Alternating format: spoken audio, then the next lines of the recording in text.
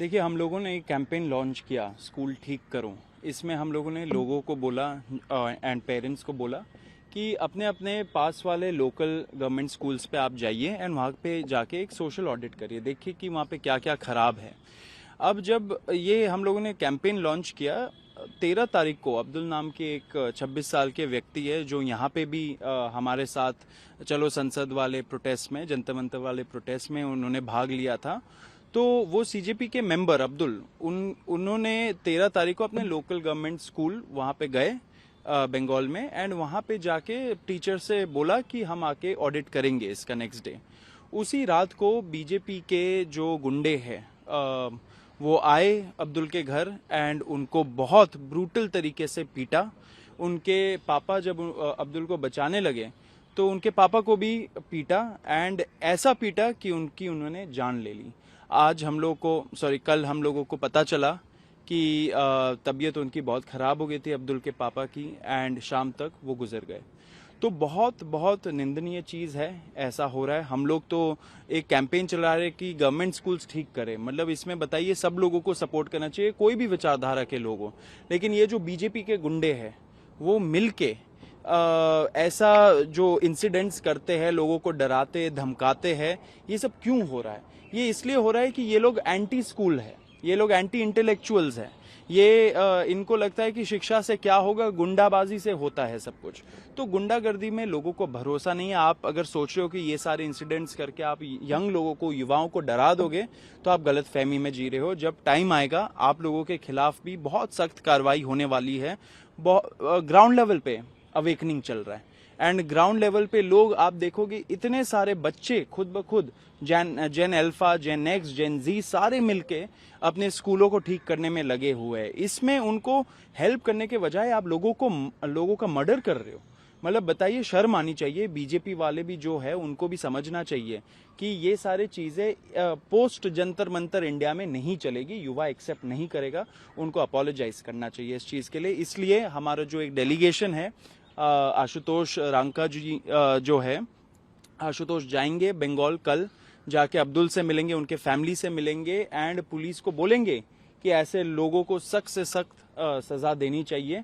And जब तक सजा नहीं मिल जाती है, जब तक उन्हें justice they are not brought to justice, तब तक हम लोग रुकेंगे नहीं। सीजेपी का पूरा फैमिली एंड सारे युवा अब्दुल के साथ है, अब्दुल के फैमिली के साथ है। सौरभ, इसमें आशुतोष के अलावा और कौन कौन जाएंगे साथ? आशुतोष के साथ जो हमारे दूसरे सीजेपी के मेंबर्स हैं वो सारे लोग जाएंगे।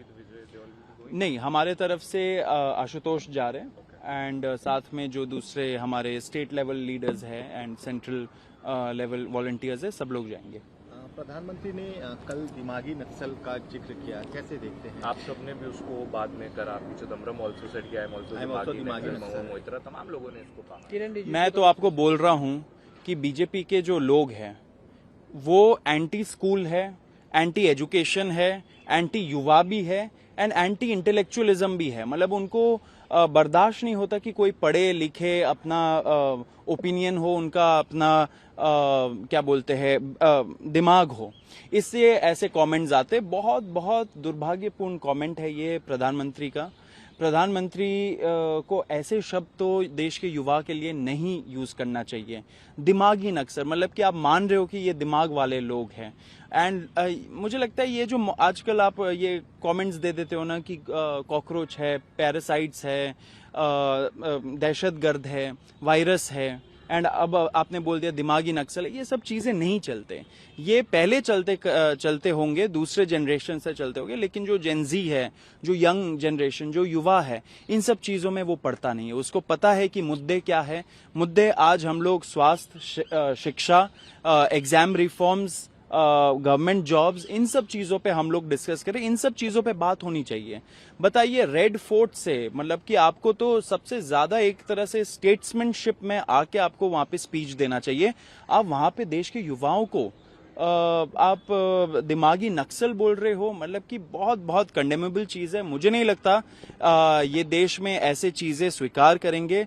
ये इसलिए भी हो रहा है, मुझे लग रहा है, क्योंकि सरकार को पता है कि देश का युवा उनसे नाराज है, खुश नहीं है एंड बहुत जल्दी टाइम आने वाला है जब ऐसे लोग जो ऐसे कमेंट्स करते उनका जवाबदेही तय होने वाला है। किरण रिजिजू ने आज इस पे स्पेसिफिकेशन में दिया है कि पीएम ने उन लोगों का जो आर्टिकल 370 हटाने के अगेंस्ट थे, जो सेपरेटिस्ट के साथ हैं, जो देश के विरोध करने वाले लोगों के साथ खड़े, उन लोगों के लिए इन शब्दों का प्रयोग किया गया। देखिए, वो प्रधानमंत्री है देश के, एक स्टैंडर्ड होना चाहिए बात करने का, और वो कोई पॉलिटिकल फंक्शन में तो गए नहीं है।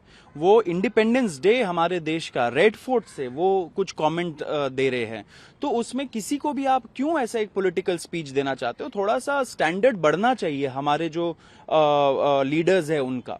वहां पे देखिए, आप किसी को भी बुलाइए, आपने बोला दिमागी नक्सल, आप बोल रहे हो कि आप ऐसे ऐसे लोगों को बोल रहे हो, लेकिन इशारा आपका देश का युवा के तरफ है। देश का युवा इसे बर्दाश्त नहीं करेगा, वो हंस के इसे टाल देगा। एंड हंसी में ही लेते हैं आज के लोग। पूरा एक तरह से ये सरकार जोक के तरह चल रहा है।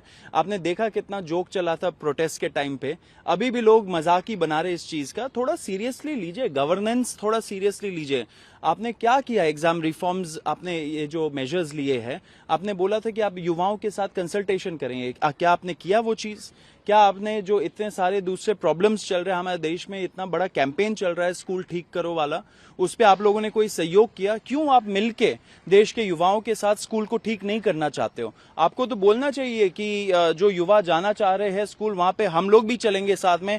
आपके लोकल एमएलए को भी चलना चाहिए, बीजेपी के एमपीज को भी चलना चाहिए। ये सब ना करके आप बोल रहे हो कि दिमागी नक्सल एंड वगैरह वगैरह, ये सब आप बंद कर दीजिए। देश का युवा जवाब मांग रहा है, गवर्नेंस मांग रहा है। आपको गवर्नेंस पे फोकस करना चाहिए, ना कि ऐसे ये चीप कमेंट्स पे फोकस करना चाहिए। Manan Mishra, the whole matter that he held with it, he apologized, and still Ashutosh also said.